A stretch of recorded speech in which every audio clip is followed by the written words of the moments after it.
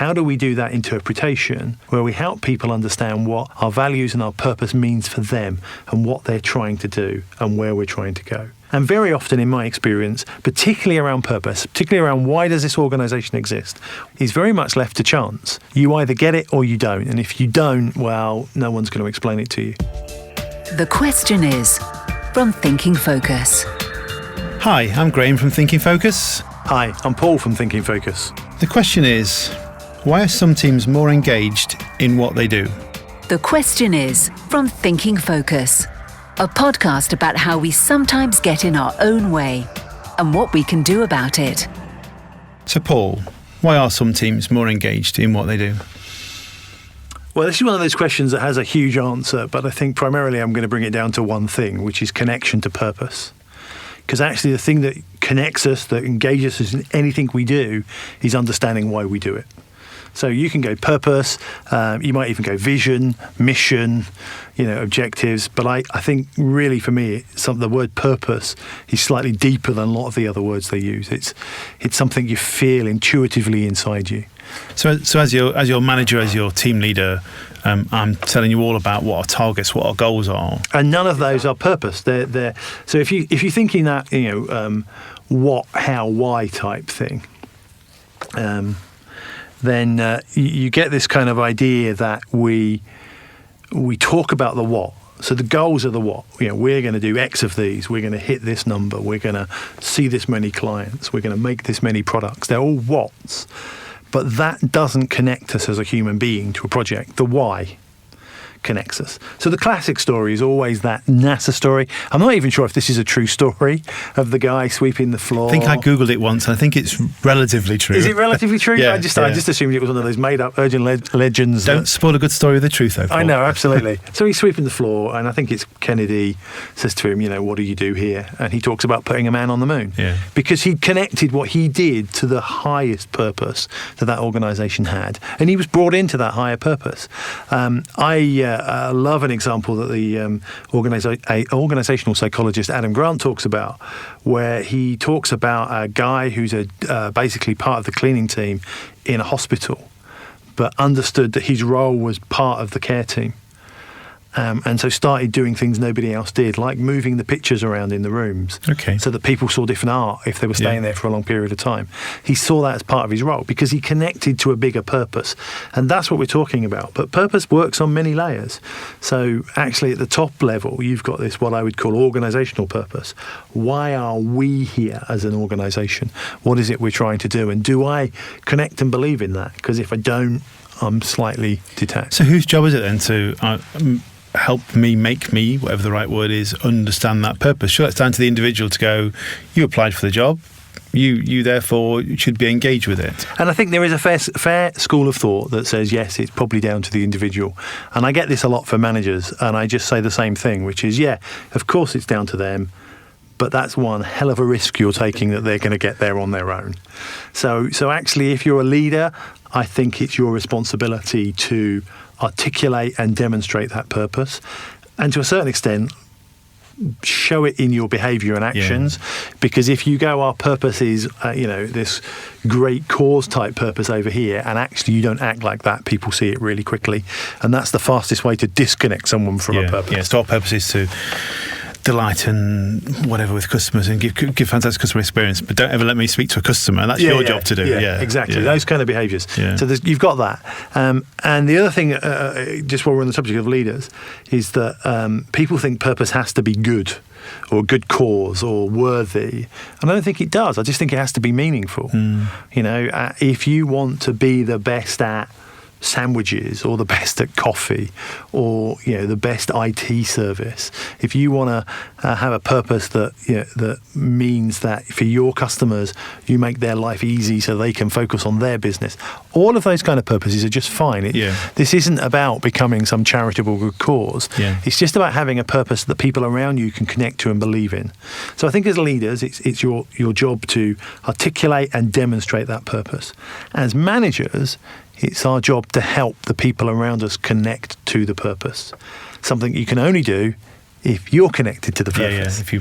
I can't connect you to the purpose if I don't believe in it. Yeah. Because people will work that out really fast. I see straight through you. Yeah. You're just saying all that stuff engaged, because you should have to do it. And it's a bit like how I feel about vision and values in a lot of organisations, which is they've come from a great place and they probably are really valuable, but they're presented and demonstrated in a way that just disconnects people from their original intention, because they seem a little bit kind of shallow. But is a challenge with that not sometimes, though, that as a senior leadership team, we sit in a darkened room and we create our vision and values that the whole organisation will buy into? Yeah. And then it's a sales job, but we've got to sell this to the organisation. We're therefore reliant on our managers who haven't been involved with that earlier conversation to sell it in the same way that we might be passionate about it. Yes. And along the way, we create some posters for walls or mouse mats or little cards that go in your wallet, and we do all this collateral, and that ticks the box therefore and everyone's bought into it. To a certain extent, but then you occasionally meet organisations that do it really well, and the purpose flows down from the top to the bottom in that lovely golden thread, as we call it. Yeah. It's embedded in their culture, and when you meet people from those organisations, you feel it. You feel that sense of purpose they have. There's some wonderful examples in some of the big tech companies where actually it just comes out of their products that they're trying to, do something different. So I'm going to pick an example. I'm not even going to talk about their purpose because I'm not sure I could articulate it very well. But you kind of know Apple have a purpose around products and innovation, and I don't even work for them, and I kind of sense that purpose. So it's not that it's something that's very difficult to do. It's just it takes effort. And if as leaders we go, we did it one Tuesday afternoon and we created the poster and now we've done, that's kind of missing the point of what purpose is. It's something you've got to live and breathe, and it takes a while to push down in the organisation. Yeah, I worked with clients a few years ago who'd got on their wall, in every meeting room wall, had got their principles, as they called them. And I checked in with one meeting going, so how do we make sure we do these? And someone said, do what? I went, these things on the wall? And they go, don't know what they are. Yeah. So from a producing material and collateral point of view, they'd have been ticking the box somewhere, I guess. Yeah. From a true engagement point of view, I'd go, from my experience, people in their organisation, they weren't bought into it. No. So how do we then? How do we help someone buy into it? Well, firstly, we have to bring them to life. So I think, one of the things I always think about or talk about with people is when you've created this purpose, please understand that the implications and the implementation of that purpose to people in your company will be different.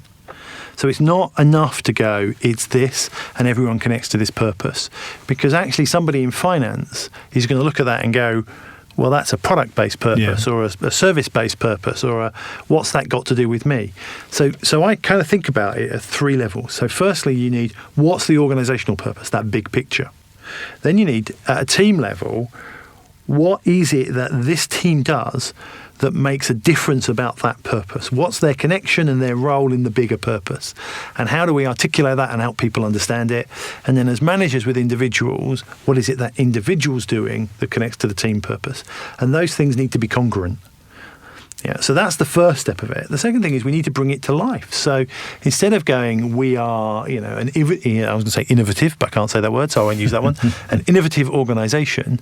Go, what does that mean? What does that mean to somebody in a finance role or a sales role? It's easy to sometimes take these things and apply them to a very specific role. If you've got an R&D team, being innovative might be very easy for them to understand. They'll make that connection themselves. But somebody else in logistics might go, well, we're not. Yeah. And you go, well, you can be. What does that mean here? So the other part of this is, for me, is going, how do we do that interpretation where we help people understand what our values and our purpose means for them and what they're trying to do and where we're trying to go? And very often in my experience, particularly around purpose, particularly around why does this organisation exist? What are we trying to do? What's the ripple on the universe or the stamp on the world that we're trying to create is very much left to chance. You either get it or you don't. And if you don't, well, no one's going to explain it to you. If we can flip the culture to go, actually, it's something we talk about a lot. We allow it to be challenged. We allow it to be articulated in slightly different ways. We allow people to bump up against it occasionally to see if it works for them. actually what we do is create an environment where people believe in it and people accept it and people can articulate it. And guess what? They're not going to get it word for word on the poster. It doesn't matter. Isn't it almost worse if everyone can recite it word for word? Yeah, I think so. Because on a training course we learnt it. Yes. As opposed to, I know more or less what it is, Yeah. but actually here's what it means to me and here's how I'm living it. And this will sound really crazy because I've taken all the science out of what I do. But when I talk to people, I suddenly stop seeing this empirically and go, you get the purpose when you cease to know it in your head and you know it in your heart. Yeah. And I know that's really weird, and all the research in psychology doesn't back that up. But everybody kind of understands what I mean, which is suddenly I can't tell you what the words are, but I know what it means. Yeah. I know what it means for the company. I know what it means for the organisation. I know what it means for me and the people around me. And it's the reason why I get out of bed in the morning. Yeah. I wake up in the morning and I want to go to work. Because I believe in that purpose. Yeah. And when you get that, when that group of people engage around that purpose, actually all the friction, all the hassle, all the ridiculousness of day-to-day life, of doing things that kind of get in the way, are easier to deal with. Yeah. Because we understand at the point where it's really difficult sorting a customer complaint out, or as I've done recently, dealing with logistics, which is just very painful. But I knew why I was doing it. I knew where that fitted to a bigger purpose. And actually, I'm much more prepared to put up with the pain because I know where I'm going with it. So it sounds, I'm in terms of hearts and minds, I'm a hearts kind of guy, so I understand that. It makes sense to me, it sounds common sense to me that you'd want to do this. What if someone wasn't? What are the benefits then? So I engage my team in purpose. What am I going to get from it? What's the business going to get from it? I think two things. One is you're going to get a group of people who connect to what you're trying to do. So first and foremost, you're going to get a load of people who've got a guiding light, an anchor for one, that's going to help them make the right decisions because they're all connected to where you're going together.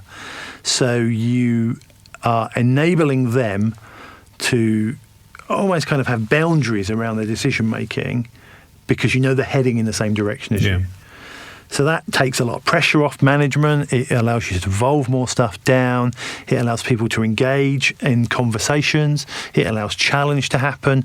So overall, you will become more effective and quicker because people can use this anchor of the purpose to go, well, hold on a second.